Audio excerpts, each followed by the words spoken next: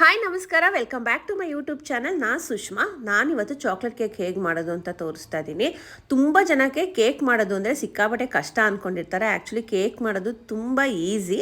ಆಮೇಲೆ ಹೊರಗಡೆ ತರೋದಕ್ಕಿಂತ ನಾವು ಮನೇಲೇ ಮಾಡಿರ್ತೀವಿ ಅಂತ ಖುಷಿನೇ ಬೇರೆ. ನ್ಯೂ ಇಯರ್ ಮತ್ತು ಕ್ರಿಸ್ಮಸ್ ಬೇರೆ ಹತ್ತಿರ ಬರ್ತಿದೆ. ಮತ್ತೆ ಯಾಕೆ ವೆಯ್ಟ್ ಮಾಡ್ತೀರಾ, ಮನೇಲೇ ಕೇಕ್ ಮಾಡ್ಕೊಳ್ಳಿ.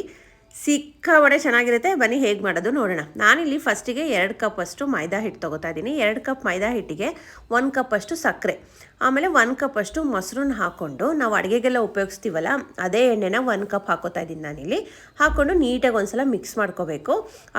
ಎಣ್ಣೆನ ನಾವು ದೋಸೆಗೆಲ್ಲ ಬಳಸ್ತೀವಲ್ಲ ಅದೇ ಮಾಮೂಲಿ ಎಣ್ಣೆನೇ ಹಾಕೋತಾ ಇರೋದು. ಆಮೇಲೆ ನಾನಿಲ್ಲಿ 1 ಕಪ್ಪಷ್ಟು ಕೋಕೋ ಪೌಡರ್ ಹಾಕ್ಬಿಟ್ಟು 1 ಸ್ಪೂನು ಬೇಕಿಂಗ್ ಪೌಡರು, ಒಂದು ಅರ್ಧ ಸ್ಪೂನು ಸೋಡಾ, ಇದನ್ನು ಅಷ್ಟೇ ದೋಸೆ ಇಡ್ಲಿಗೆಲ್ಲ ಹಾಕ್ತೀವಲ್ಲ ಆ ಸೋಡನೆ 1 ಸ್ಪೂನ್ ಮಾತ್ರ ಬೇಕಿಂಗ್ ಪೌಡರ್ ಹಾಕಬೇಕು. ಆಮೇಲೆ ಹಾಲು ಹಾಕ್ಕೊಂಡು ನೀಟಾಗಿ ಮಿಕ್ಸ್ ಮಾಡ್ಕೊಳ್ಳಿ. ಇನ್ನು ನೀಟಾಗಿ ಮಿಕ್ಸ್ ಆಗಿದೆ ಅಂತಾದ್ಮೇಲೆ ನೋಡಿ ಈ ಕನ್ಸಿಸ್ಟೆನ್ಸಿ ಬಂದರೆ ಆಯಿತು. ಸ್ವಲ್ಪ ಗಟ್ಟಿಯಾಗಿದೆ ಅಂದರೆ ಇನ್ನೊಂದು ಸ್ವಲ್ಪ ಹಾಲು ಹಾಕೋಬೋದು ನೀವು.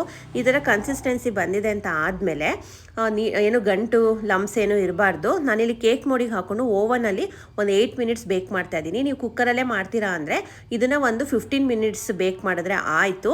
ಕೇಕ್ ರೆಡಿ ಆಗುತ್ತೆ. ಕೇಕ್ ರೆಡಿ ಆಗೋದ್ರೊಳಗಡೆ ನಾನಿಲ್ಲಿ ಚಾಕ್ಲೇಟ್ ಸಾಸ್ ರೆಡಿ ಮಾಡ್ಕೊತಾ ಇದ್ದೀನಿ. ಈ ಮೆಥಡಲ್ಲಿ ಚಾಕ್ಲೇಟ್ ಸಾಸ್ ಮಾಡಿದ್ರೆ ಬೇಗನೂ ಆಗುತ್ತೆ ಮತ್ತು ಈಸಿ ಇದು. ನಾನಿಲ್ಲಿ ಡಾರ್ಕ್ ಚಾಕ್ಲೇಟ್ ತೊಗೋತಾ ಇದ್ದೀನಿ. ನೀಟಾಗಿ ಇದನ್ನು ಮೆಲ್ಟ್ ಮಾಡಿಕೊಂಡು ಕೇಕ್ ಬೇಕಾಗಿದ್ಮೇಲೆ ಒಂದ್ಸಲ ಟೂತ್ ಪಿಕ್ಕಲ್ಲಿ ಚೆಕ್ ಮಾಡಿಬಿಟ್ಟು ನೀಟಾಗಿ ಅದನ್ನು ಸ್ಪ್ರೆಡ್ ಮಾಡಬೇಕು. ಚಾಕ್ಲೇಟ್ ಸಾಸ್ನ ನೀಟಾಗಿ ಒಂದ್ಸಲ ಸ್ವಲ್ಪ ಆರಿದ ಮೇಲೆ ಈ ಥರ ನೀಟಾಗಿ ಸ್ಪ್ರೆಡ್ ಮಾಡ್ಕೊಳ್ಳಿ. ಸ್ಪ್ರೆಡ್ ಆಗಿದೆ ಅಂತಂದ್ಮೇಲೆ ಮೇಲ್ಗಡೆ ಚಾಕೋ ಚಿಪ್ ಹಾಕ್ಕೊಂಡು ಕಟ್ ಮಾಡ್ಕೊಂಡು ತಿಂತಿದ್ರೆ ಮಾತ್ರ ಸಖತ್ತಾಗಿರೋ ಕೇಕ್ ರೆಡಿಯಾಗುತ್ತೆ. ನೋಡಿದ್ರಲ್ಲ, ಸಿಕ್ಕಾಪಟ್ಟೆ ಸಿಂಪಲ್ಲು. ಈ ಸಲ ಮನೇಲಿ ನೀವೇ ಟ್ರೈ ಮಾಡಿ. ಮಕ್ಳಿಗೂ ಖುಷಿ ಆಗುತ್ತೆ, ಆಮೇಲೆ ನಿಮಗೆ ನಾವು ಮಾಡಿದ್ವಿ ಅನ್ನೋದು ಒಂದು ಖುಷಿ ಇರುತ್ತೆ. ಸೊ ಈ ವಿಡಿಯೋ ನಿಮಗೆ ಇಷ್ಟ ಆಗಿದೆ ಪ್ಲೀಸ್ ನನ್ನ ಚಾನಲ್ನ ಸಬ್ಸ್ಕ್ರೈಬ್ ಮಾಡಿ, ಕಮೆಂಟ್ ಮಾಡಿ ತಿಳಿಸಿ. ಬಾಯ್.